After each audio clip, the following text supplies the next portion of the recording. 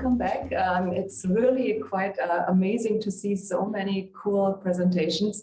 I loved the WASPure presentation. I really enjoyed watching the interviews with all the map makers. I hope all of you get to see the entire set of 24 hours. I think it's really quite fascinating to see what can be done now with data, and not just giving you maps, but giving you tools to make your own maps. So we are here for a session on the future. In a pandemic time like the one we are living in, I think it's very important to understand what might come to us, what to expect from the next year.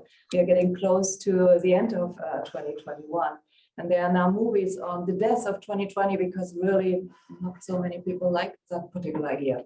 And this year, maybe we got adjusted, but I think we are all social animals. We really would like to be with other people. And how do we do this? Well, one way of doing it is to have a 24-hour event. Here now, we are going to look at some of the elements of the Atlas series. And particularly, I wanted to make sure that you all saw that there is this really long timeline. I always believe that the more you can go back in time, the more you can go forward. And so Andreas is going to point us here to this timeline, just to make sure that all of you saw this. It starts in 1960 with some of the very early maps. Actually, it goes farther back in time to 1930s with some of the first work out of the science, social sciences, with the map by Moreno of social networks. And you have here a map where you really see different actors and how they interlink. And then over time, you get more and more maps. And as you see, most of them are networks. And it's still the case that many people can't necessarily read all of these networks. But I think people are getting better because there are more and more networks also shown in the news, in normal online media and social media. And then the way this is composed is that you have initially algorithms that you need to render these. On the other hand, some of these can be done by hand, but as soon as you have a large data set, you absolutely must use computers. Then there are visualizations, then there are the tools that now get productized because now anyone can use these tools. And then you have all this knowledge and the visualizations manifested in books. And thanks to librarians, these books are going to survive the next hundreds of years. Whereas maybe the tools, the software artifacts, which my team and many other teams create, they might not last so long. They might last 5 years, 10 years with good care. Some of them last many more years. But I think what we really want is to also create a body of knowledge that can be drawn on and built upon. So here you see that this timeline is actually very long. We printed this, and for some of the mapping science exhibits, we had it printed out, and it actually is like 10-meter long. So you can just go on, and you get to see how different algorithms get created, then used to make maps, then get productized in tools. And so here you see the VX Insight tool at Sandia National Labs. That's the one that Kevin Boyack used when I first met him. I'm like, oh my God, I want to learn more. And then there are many books that now become relevant. And then in the 2000s, there's like a Cambrian explosion of tools and algorithms and data sets. I think that's the moment in time when really we all get to understand how to make these maps, how to make them understandable to policymakers, to educators, to other academics. And here you now get to see many of the presenters that you have enjoyed over the last 22 hours. They are all featured in this timeline because they have contributed major algorithms, major visualizations, major books, and also major tools, such as the WASPure, which you got a demo this morning. And more and more now, you also get to see who is part of it. And you see that these teams become larger and larger. It's not just one single person who can build these infrastructures. You really need a team that can do it. And you see more and more 3D visualizations also. You see Ingo Günther's word processor globe and the very first chip of science. You see these 3D structures. And you also get to see that there's now time evolving maps over time, like for instance, Michael Batty's team in London He's creating some of the most amazing maps. And you get to see that more and more artists also come in. Here is Daniel Sellers' map of the model of the evolution of science. And that's the map with the very first monster. The monster is where the unknown or the known unknowns are. And maybe if you're a PhD student, you shouldn't go there. But if you are tenured, you should absolutely go there. And it might be scary, but I think it's going to be exciting. And as you see, there are more and more tools coming into existence, more interactive tools. And the timeline ends in 2007 because the atlas was then published. But if you now would continue it, I think you would need another 30, maybe 100 meters to capture all this excitement and all the tools and algorithms and visualizations and books that have been created since then. So let's go over and let me start from my slide deck. All right, so this is the session on future encounters, spotlight on the atlas and forecast.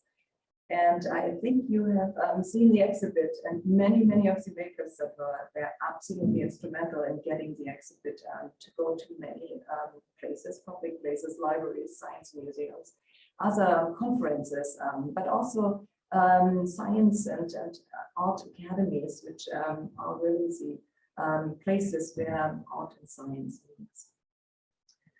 As you now also know, there's the first decade of maps, and again, there are 100 maps. And the first atlas, the Atlas of Science, which you just saw, features the initial 3 iterations from 2005 to 2007. The second atlas, the Atlas of Knowledge, features the next 4 iterations, and then there's 3 left, which are covered in the atlas.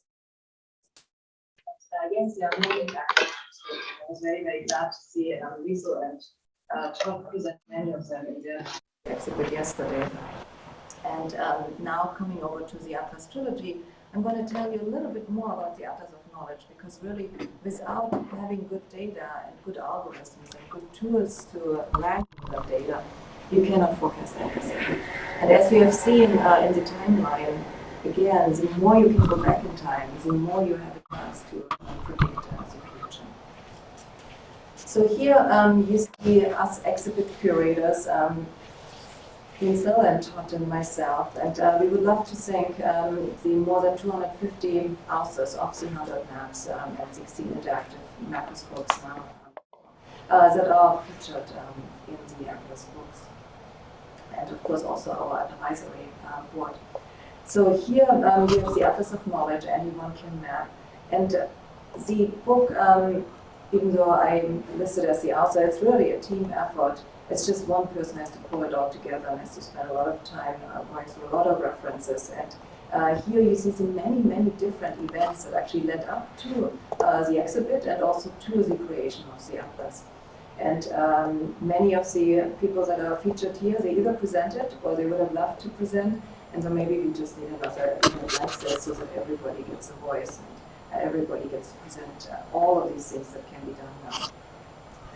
In the Atlas of Knowledge, you have the one that is on science and technology facts, the micro, meso, and macro levels. You also get to see that some of these approaches are universal, they are across levels, multi-level. You also get to see that there's a part 2 on envisioning science and technology, and there's a framework that gets introduced here that aims to empower anyone to create maps. And that's really important to us because we believe that if you just read maps, just enjoy them, that's wonderful. But if you can make your own map, you will really get to learn what works and what doesn't work and where the problems are, and potentially also where new algorithm development and new visualizations are possible and needed. And then here in part 3, you have the science maps in action, again covering the middle 4 iterations of the exhibit. And then you have an outlook on science and technology trends, data monitoring and analysis, real-time visualization, but also on democratizing knowledge and participation. We really believe that everybody has to be around the table. You have to have young and old, you have to have all ethnicities that exist on this planet. And you also ultimately want male, female, and everybody else. I think it's really important that we all do this together, otherwise it will be done for one set of people and not for everybody. So as part of the frameworks that is introduced in the Atlas, there is the so-called data visualization literacy framework. And actually Andreas, who has been doing a lot of the heavy lifting on getting this all recorded and streamed, he's one of the authors, and Michael Ginder, who has been with CNS for many, many years, is another author. And this is really equal work on what we call data visualization literacy. And we are trying to define what we mean by data visualization literacy. We identify conceptual frameworks, but also exercises and assessments. So how would we know what kind of data visualization literacy existed before the pandemic and exists now when we all have looked at so many different data visualizations recently? Trying to understand what it all means, trying to understand what kind of lockdowns might be coming up, especially also in Germany, trying to understand how the vaccination rates are in different states in the US, but also in different countries worldwide. And so if we talk about data visualization literacy, we really believe that it is the ability to read, make, and explain data visualizations, and that it requires literacy. You have to be able to read a book, you have to be able to read text, because many of these data visualizations come with quite a bit of text, be it axis labels on a graph, or be it explanatory text, or a title that comes with visualization. So you have to be able to read and write. You also need visual literacy, and you need to know how a certain graph is composed, for instance. And you need mathematical literacy, the ability to formulate, employ, and interpret math in a variety of contexts. Oftentimes you have to translate a problem from a real-world setting into something that can be analyzed and visualized in a quick way. And then we believe that this ability to read and write or construct data visualizations is really becoming as important to all of us as being able to read and write text. So for the data visualization literacy framework, we have a number of desirable properties. Many of the existing frameworks, they are designed to have people read data visualizations. Our framework tries to empower many to construct data visualizations. We also wanted to take human perception and cognition into account. So we draw heavily on research in psychological sciences and cognitive science, and draw a lot of on user studies which have been conducted to understand how people can or cannot read data visualizations. We wanted to also build on much good work in cartography, in statistics, and scientific visualization, and data visualization, and learning sciences. So this really is not created in a vacuum. It's really building on a lot of good research outside of information visualization. And we wanted it to be theoretically grounded and practically useful, easy to learn and use, because we want to teach it to everyone. And given that there are new algorithms and new data sets becoming available on almost a daily basis, we wanted it to be highly modular and extendable. So here you see the development process. So initially there was extensive literature review, and in fact every single one of the atlases has 1,000+ references. That each one is wonderful to read and highly recommended to read. But of course you can only read so many, so hopefully you now have a visual index into this rich body of knowledge. We also wanted the data visualization literacy framework, typology, process model, and exercises to be designed in a way so that we could test them. And I have been at IBM now for 22 years, and I have been teaching the information visualization course since about 9 years. So it's a long, long time that we had an opportunity to work with students very closely and to see what works and what doesn't work. So the slides need to be updated. I guess I made them 2 years ago, so now already 19 years of teaching. We also had the true pleasure to have 8,500 students enrolled in the Information Visualization MOOC. That's an online, free, massive open online course, which really gave us a lot more insights of what the general audience would like to see. Not just students here at Indiana University, but a global community. And then we used that framework and refined it to help bring into existence solutions for 100+ client projects. So every spring here at Indiana University, we have an opportunity to work with clients very closely. So students get to pick one of those projects, and actually Andreas might like to put the link to the form into the chat, which collects all the information that make up a client project. So you have to have a data set, you have to have a question, and you have to have 2 hours of time.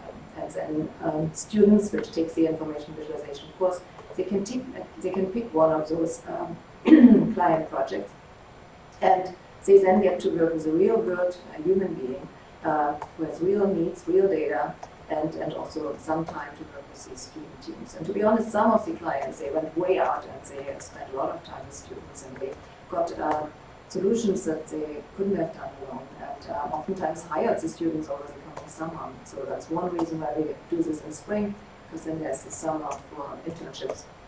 And some get hired on the spot also. And then we also have been using data that comes out of the IU Canvas system to see how engaging certain activities were for students, where they got stuck, what was hard, what was too easy, which exercises maybe makes the most difference in terms of how people could then read and make data visualizations. And so ultimately, the data visualization framework is now used in different courses, professional courses, but also in the courses here taught at the University. Here it is. So you have 2 parts. You have a typology on the left-hand side, the data visualization literacy typology, which defines 7 different types with 4 to 17 members each.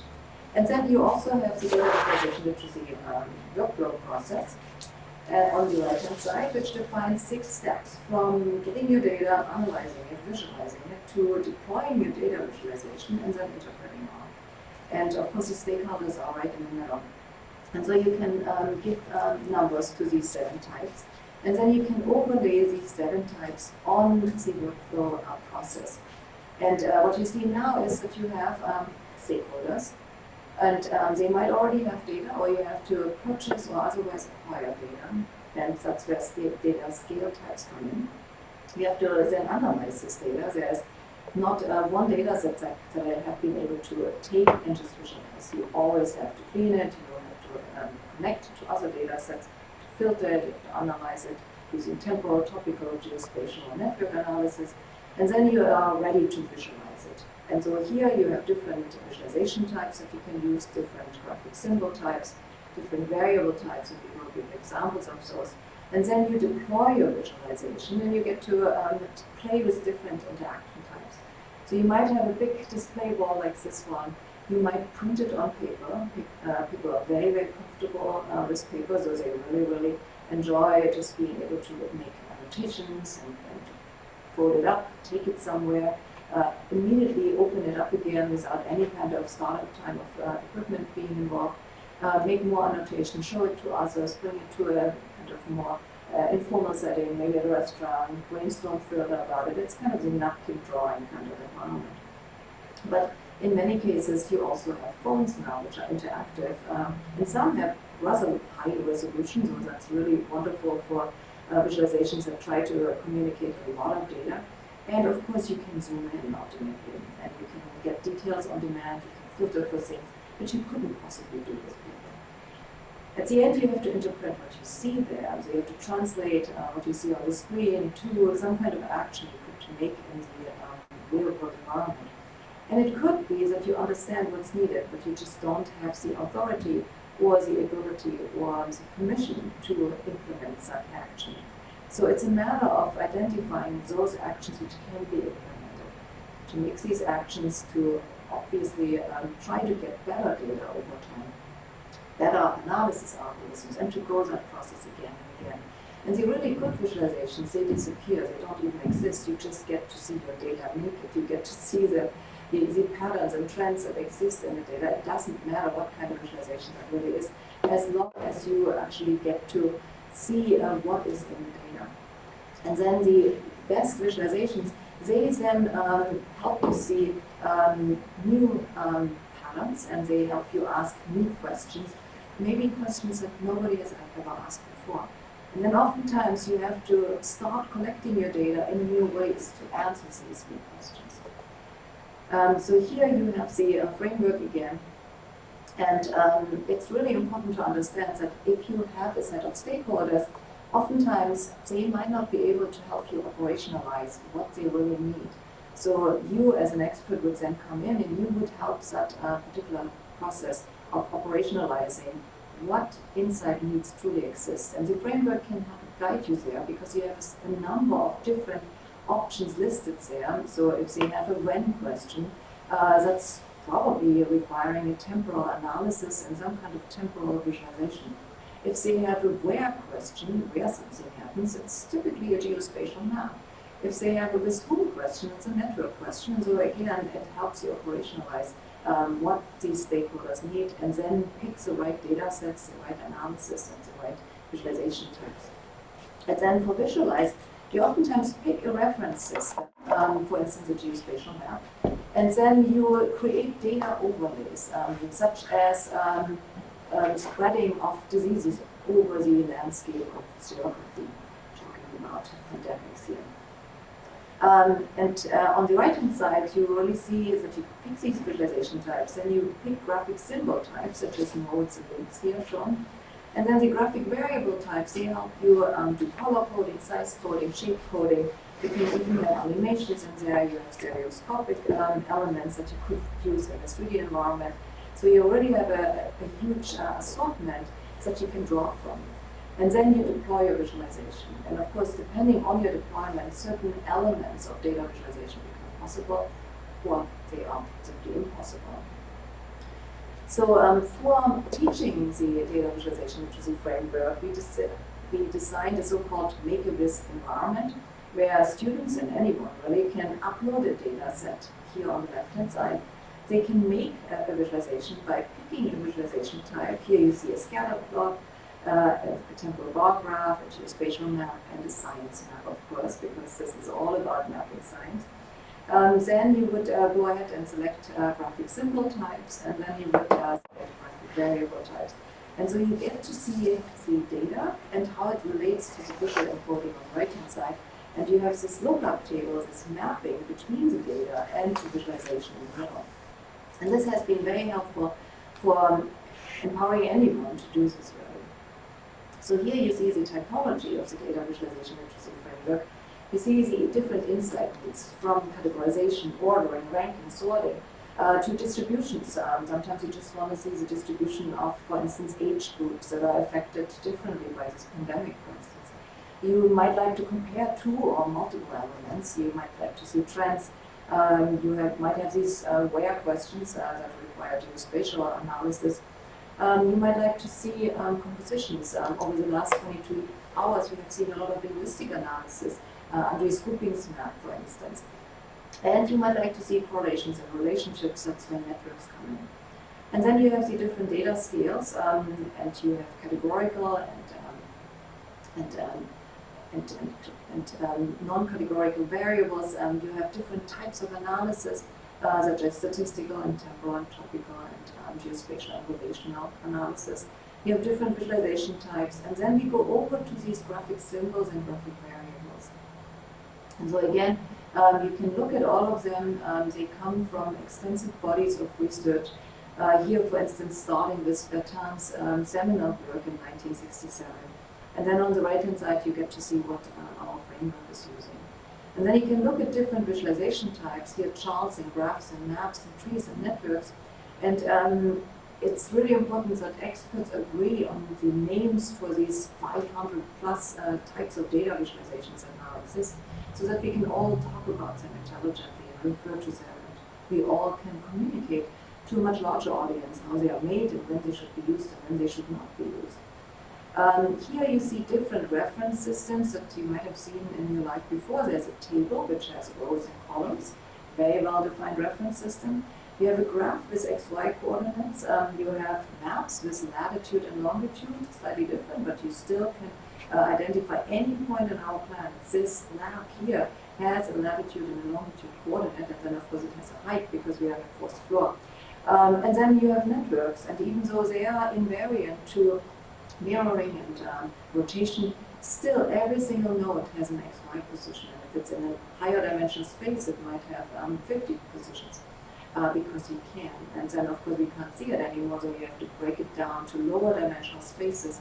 And I think over the last 22 hours, you have seen many, many different types of dimensionality reduction techniques, which take a very high dimensional space, all the documents and all the words that appear in them, or a huge cell by gene matrix, and just breaks them down into a two-dimensional space or three-dimensional space, which you can then explore as you if you have these different reference systems, you can then create these data overlays by adding graphic symbols and then adding graphic variables. And so there are many, many different types of graphic symbols and graphic variables. And you can here, for instance, see different graphic variable types, such as position, form, color, optics, texture, motion. And not all of them are readily supported in the tools that you might have today. Many of you might have used Tableau, for instance. There's very little in terms of motion, but there's a lot in terms of very, very useful other visual encodings. And it's important for you to understand when to use what kind of encoding. And so there's really neat work that looks at how easy it is and how accurate people are in identifying, for instance, position. It turns out we are very good at this. Or the length of two lines. It turns out we are quite good at this. So if you can use those two encodings, then you go over to angle, harder for human beings, or rotation, also harder. Area size coding, very effective and widely used. Volume encoding comes next. And then there's color encoding. And again, some of these colors are qualitative, others are quantitative. And so here you have a cross-mapping between graphic variable types and graphic symbol types. And you have geometric symbols, and linguistic symbols, and pictorial symbols, and all of them can be size-coded, all of them can be color-coded, all of them can be animated if you wanted to do that. And some of them are qualitative, here with an orange triangle, and some of them are, and all the other ones are quantitative. It's actually a much, much larger table, so you have a lot of ability to render raw data into actionable insights. And it's really about this mapping that you need to understand and that needs to be guided, because there are good guidelines of what to do when and what not to do. And so we developed an online program that busy professionals can take. It's a 6-week course that runs every few months. And so the next course is going to start on January 10 in 2022. It's a great Christmas present, by the way. You can give the gift of knowledge. We had a lot of employers from government institutions, but also from industry join us, which then creates a very neat cohort of subject matter domain experts, which bring a lot of expertise in terms of data, in terms of user needs. They might have already mastery in one or two of the visualization types that are taught in the course, but they want to expand basically the range of different types of analysis and visualizations they can do. And ultimately, they also create professional networks that are equally valuable than the skills that they gain in this course. So please consider coming in. Andreas might like to put the link in there. It's also in the email. All right, coming over to the Atlas of Forecasts. And I wonder if there are any questions from the audience so far. So feel free to ask questions, please. I will present on modeling and mapping desirable futures now. As you see here, this is the third atlas in the trilogy, and it's really the atlas that tries to help everybody understand how you can not just analyze and map existing data, data that goes way back in time, data that is just covering the last 5 years or today even, but really how you can use that data to help us understand what might happen in the future, what is likely to happen, and what are the confidence intervals we have to put on there. And many of you are now very familiar with predictions of, for instance, COVID cases, predictions of how many beds are going to be still available for those that need them, predictions of what our winter might look like with COVID-19 being active. And Many of you are also very familiar with weather forecasts. Many of you might have played computer games. It's a lot of prediction of what the next move by a human player might be, and reacting to it and proactively figuring out what move would get the computer to win. So there is a lot of prediction already going on in your life, including also Amazon and Netflix and others, which are suggesting books and videos and other things to you because they have learned from your past behavior about what you might like in the future. So it's actually not a concept that's so far away from what most people are doing already. So in the Atlas of Forecasts, you have an introduction to the history of models. Why should you model it? What has been modeled so far? What kind of approaches have been used way back in time? Then there are different types of models and methods here. So there's an overview into the modeling goals, modeling frameworks, and it's actually using the data visualization literacy framework, and it's extending it to cover computational predictive models. Then there's a section on how do you design and run a model. And then we talk about data visualization and model visualization, but also the validation of models, which is extremely important. If you now start using that modeling knowledge to inform your actions, what if the model was wrong? Are you running into a kind of self-fulfilling prophecy? If you, for instance, predicted that a certain team would be successful and you gave some money, then of course they have better resources than the other teams which didn't get the money. So I think it's very important to disentangle all of this and to help us all understand what is likely to happen. And I would argue that 80% of science can be predicted. It's normal science. And then there are maybe 20% which is kind of unpredictable, like the internet coming into existence, certain types of machine learning that has a huge impact on how we do our business and how we teach and learn. But 80% I think is extremely predictable. But it might be the 20% that are harder to predict, which are making a huge impact and ultimately have the most value for all of us. So part 2 then goes over to expert-based models. So oftentimes you invite a team of experts to help you understand what might likely happen in the future. But then there are also descriptive models, and many of those you have seen in the presentations that came before this one, because they are taking data and they are running analysis over these data sets, and then they visualize what's in the data. And that's incredibly valuable and has informed many good decisions. But what we are trying to do here is to do predictive models.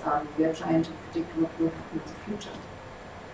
And so as part 3 here, you then have different models in action, and you have an argument for the importance of substrates.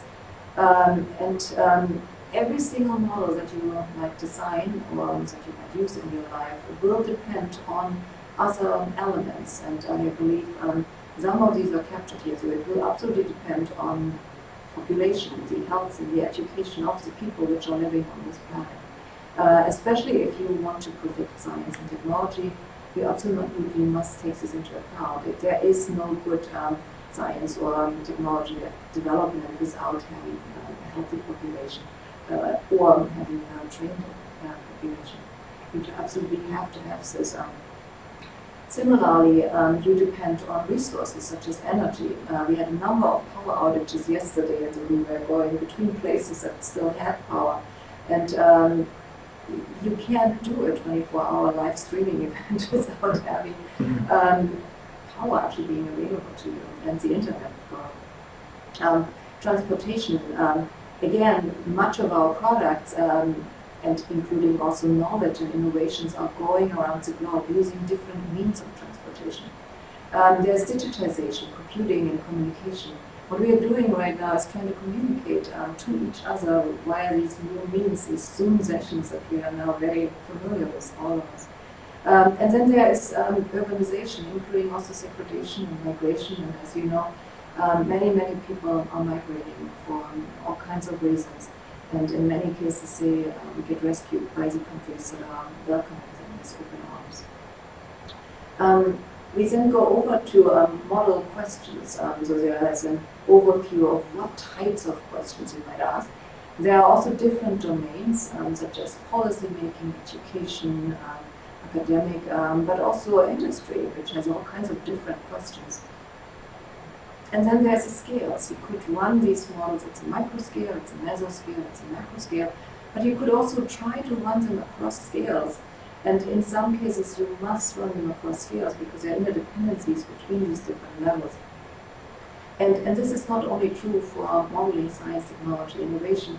It's also true for many other models. Like for instance, if you want to have a model of the healthy human body, you absolutely must have a holistic view at this. You can't just model at the single cell level or at the functional tissue level or just at the organ level or just at the social network model level, which is really important for our well-being, definitely our mental well-being. But I think that has impact on our entire body well-being. So you have to have oftentimes a much more holistic view.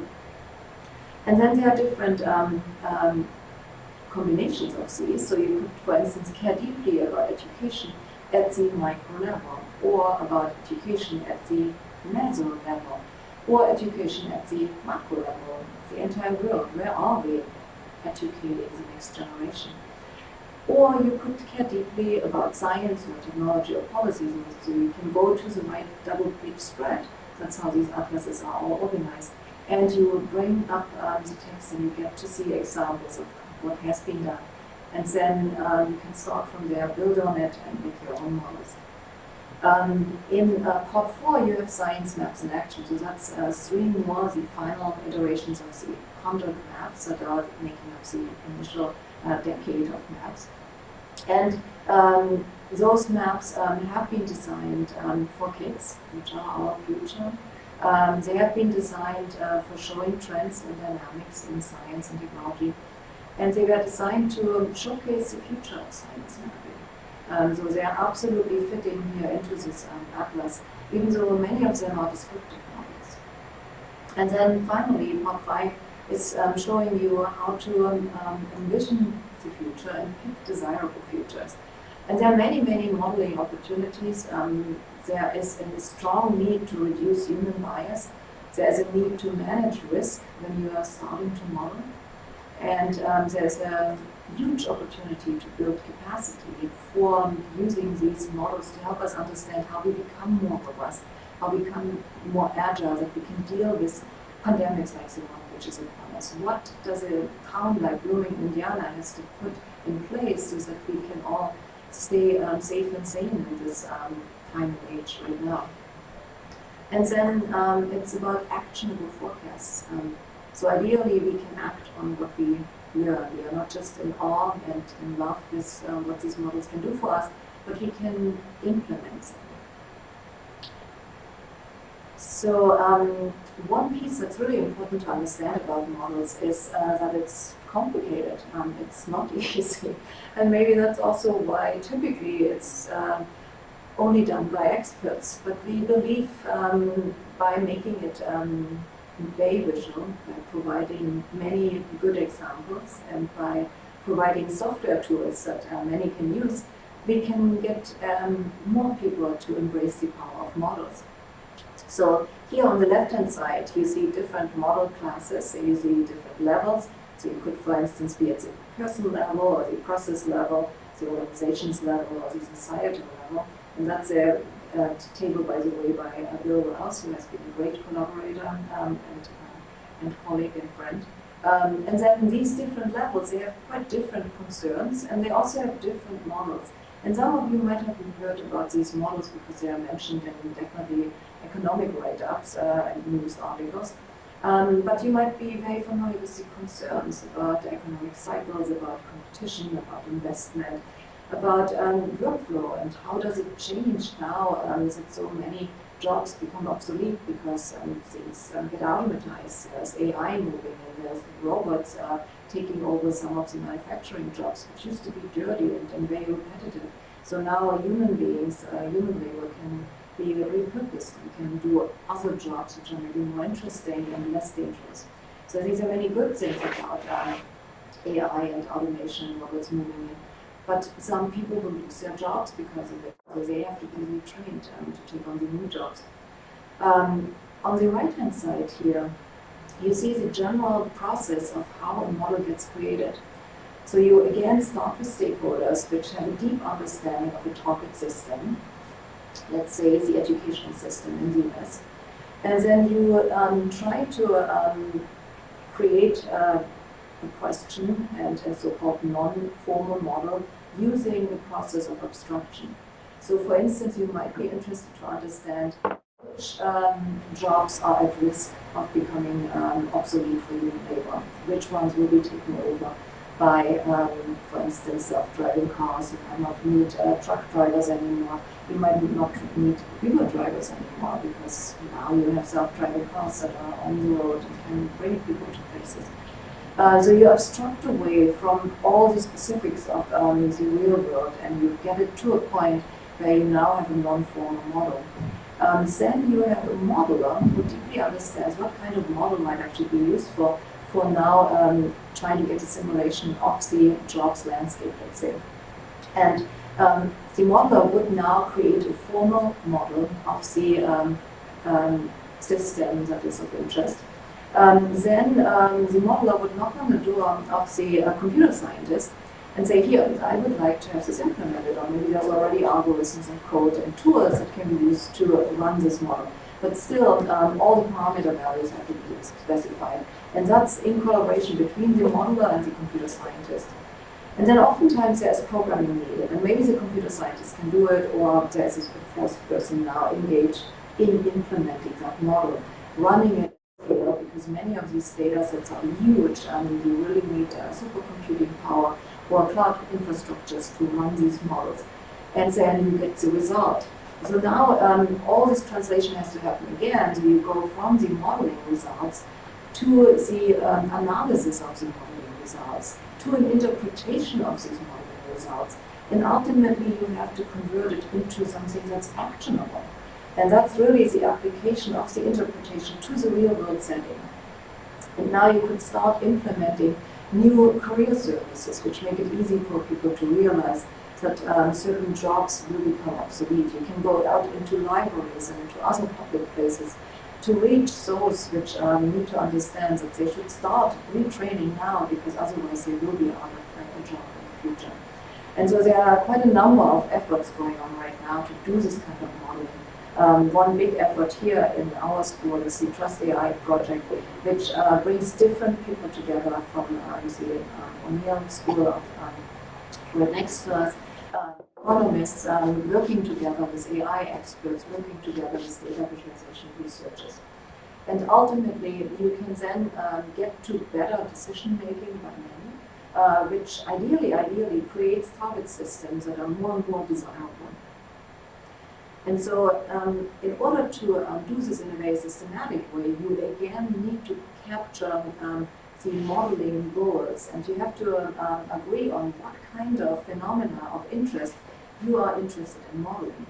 So you could, for instance, be interested in modeling seasonality. So in the job market, for instance, there is a seasonality of when you need farmhands, for instance, and when you don't need them in the winter time, when you don't have to harvest, or put seeds in the ground, or take good care of your crops. So there are many environments you have this temporal dependency. You might also look at synchronization. Something might go into sync if you do it right. And sometimes you want that synchronicity, and sometimes you don't. And it's important to understand what kind of synchronicity might exist in your system. You might also like to look for tipping points. And so here you have a very simple one as an example. But ultimately, if you put a lot of things in one place, at some point it's just pushing it over the edge and something very different is happening. There's a qualitative change of how the system operates. And it's oftentimes important to understand when that tipping point might come close and when we might run into real trouble. There are also phase transitions associated to this, and oftentimes these are irrevocable. So you come from one phase into another phase, and there might not be a way to go back. And I think many of those which have been watching the climate change discussions, there are many concerns that there might be a real phase transition happening there. You might also look at different elements such as diffusion patterns. I think many of us are now very familiar with maps of diffusion of viruses, for instance. In former times, diseases like death in Europe, they spread as fast as one human being could walk or ride on a horse. So they typically went in wave forms all over Europe, and you see that here in the little map. So they arrived at the outskirts of a city, for instance, going over it and then leaving outwards. Today, there are very different diffusion patterns. Given that many of us are traveling by planes, you go from one urban center to many other urban centers in one flight, and then going on to the next. And oftentimes there are connecting flights, so one passenger going through 3 airports could infect many people, which then also fly out and go to other urban centers. So the diffusion patterns are very different. Many of us, which have been presenting, and also the 150 network scientists here at Indiana University and their students, we are very interested in networks, and particularly we are interested in how these networks grow, how they change over time, how there are diffusion patterns over these networks. And so there are different phenomena that you might like to capture there. And very importantly, there are feedback cycles, positive and negative feedback cycles, that you might like to study in your system. Because if you know where those are and what can totally drive something into ruin and what can uplift something into very desirable environments, that's powerful. So in many cases, it's a management of these positive and negative feedback cycles, which project directors and others are engaging in. Because if you know where they are, you can manipulate them better. So these phenomena of interest, which I just mentioned, are listed here on the left-hand side. And then in the middle, you have different model classes that have been used to implement these phenomena. And on the right-hand side, you see very concrete target systems that have been modeled using these different model classes. So, for instance, for oscillation and synchronization, you oftentimes would use dynamical equations, and those go way back in time. The first ones were implemented in 1687, so modeling is not new. It's just that many of us don't have easy-to-use tools to embrace modeling better. And then you can look, for instance, at the predator-prey model, and you will see oscillation there between, for instance, sheep and wolf populations. So if there are too many sheep, the wolf have a lot to eat, but then if they eat all the sheep, then they are also going to starve to death. And so before that end scenario happens, in between there can be quite a bit of oscillation of wolves taking over because there are lots of sheep, and if some were not eaten up, they might populate again, because now the wolves are very low in population because they didn't have anything to eat anymore. But then as sheep become more numerous, wolf can also become more numerous because they have more to eat. So these kind of oscillation patterns are really interesting to watch. And Uri Walensky in Chicago, he has a great program which is called NetLocal, which you can find online. So maybe you can find it, put a link. So if you go to NetLocal, you can explore many different models online just by opening it up in a browser. Here you have now the modeling framework, so you might recognize the framework I just presented. But now, instead of just analysis, you have model here. And the model is really referring to descriptive models, as we had in the Atlas of Knowledge, but it's also now referring to computational predictive models.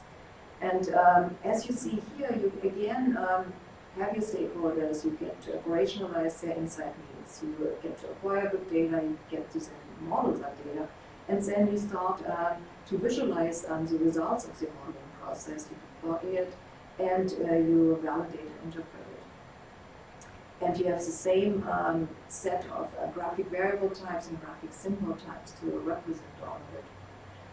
You then have another double-page spread on model visualizations. Many different ways exist to visualize and communicate to others the results of the modeling process. You see a lot of causal loop diagrams. You see a lot of stock and flow diagrams. You see block diagrams. You see state transition graphs. A system going from one state to another, and then coming back, and then maybe staying there for a while, and then going again to another state. Those are very, very widely used. You have so-called flow charts. Here you see a do-while loop and a while loop, which might be very familiar to you. And you also can visualize the model run itself. So in the NetLogo online environment, you can, for instance, pick a predator-prey model, and you can start running the model, and you see where these sheep are and where these wolf populations are, and you get to see how they interact with each other and take over the world or not. And you also have so-called state space graphs, which really help you understand these state transitions. I already mentioned that it's very important to validate your model. So there are many different frameworks which have been developed just for that purpose.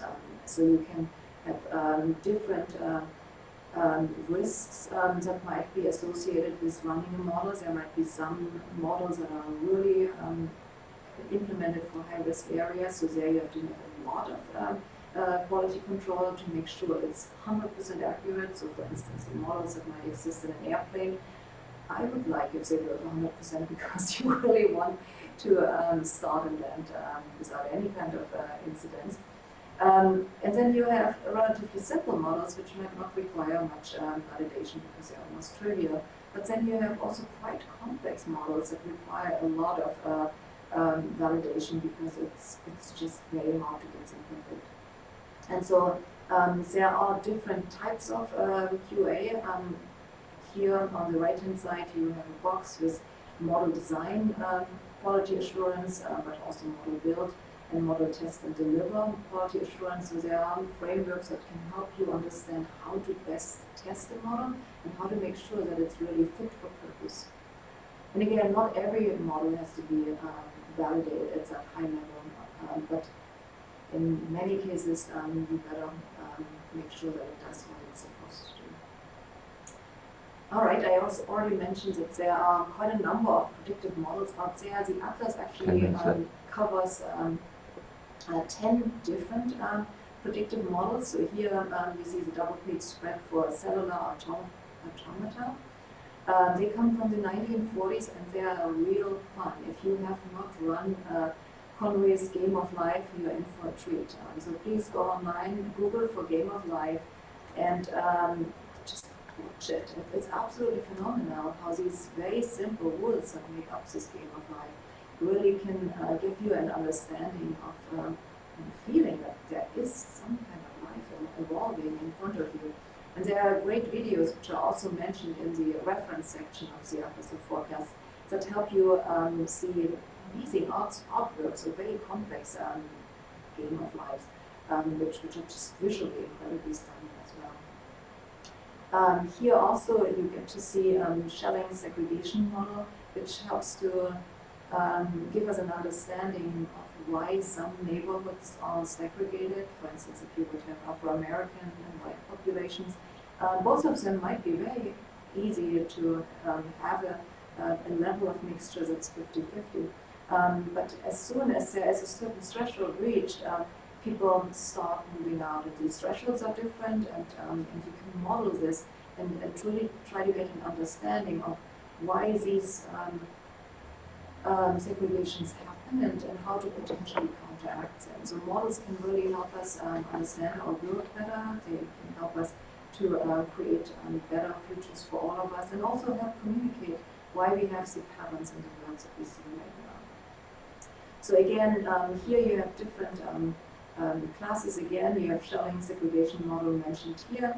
You will then get that connected to cellular automata in the middle, and you get to see that cellular automata have also been applied to look at calculation, to look at factors, to look at reaction diffusion dynamics.